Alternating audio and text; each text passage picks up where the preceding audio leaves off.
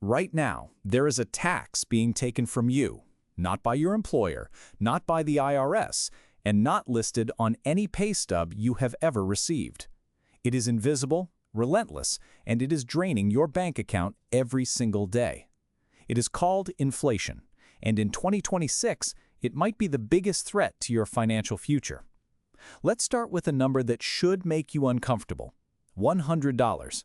That is what you had. But if you just let it sit in a standard savings account earning 0.5% interest over the past 5 years, that $100 now buys you what $78 could buy in 2021. You did not spend it. You did not lose it. Inflation ate it. And here is the part nobody wants to talk about. The official numbers say inflation is under control. The Federal Reserve says they are winning the fight. But the economists at the Peterson Institute for International Economics released a report in early 2026 warning that inflation could surge past 4% by the end of this year. 4%. That is double the Fed's own target. And it is not coming from one place. It is coming from everywhere. So where exactly is this inflation coming from? Let's break it down. The first driver is tariffs. The United States has layered tariff after tariff on imports since 2024. Steel, aluminum, semiconductors, consumer electronics, even critical minerals. These are not abstract trade policies. These are price increases that get passed directly to you.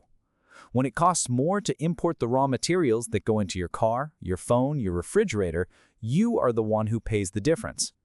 Economists estimate the tariff pass-through will add roughly 50 basis points to headline inflation by mid-2026. The second driver is the labor market.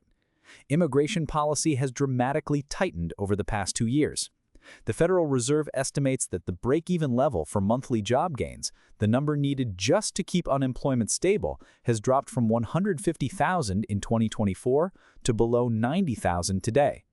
That means the labor market is far tighter than the unemployment rate suggests. And when labor is scarce, wages go up. Sounds good, right? Not exactly. When wages spike in sectors like home healthcare, food service, and construction, those costs get passed to consumers immediately. Home healthcare costs are already rising at a 10% annual rate that is close to a decade high. The third driver is fiscal policy. The United States federal deficit could exceed 7% of GDP this year. 7%.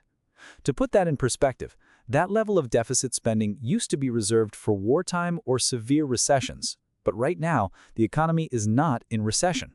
Government spending is simply expanding without any corresponding increase in revenue.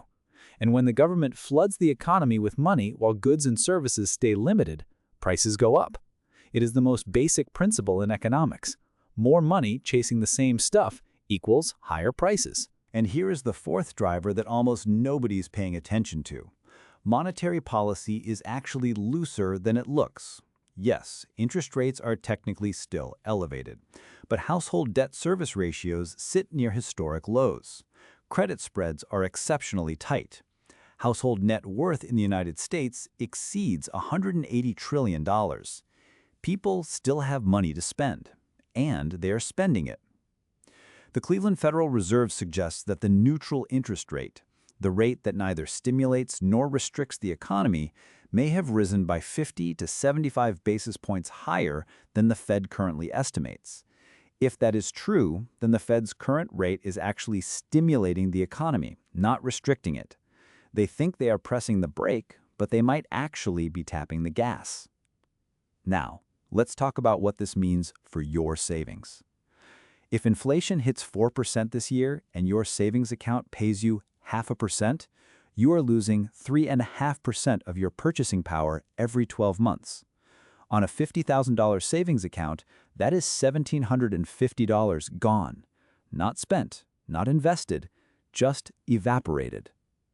In 5 years at that rate, you would lose over $8,000 in real value. Your bank balance stays the same, but what it can buy keeps shrinking. And this is not a new phenomenon. It is a pattern that has been repeating for decades. Between 1970 and 1980, the purchasing power of the US dollar fell by more than 50%.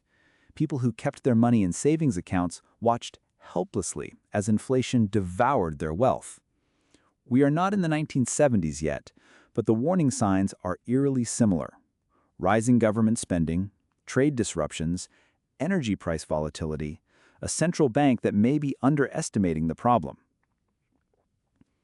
So what can you actually do about it?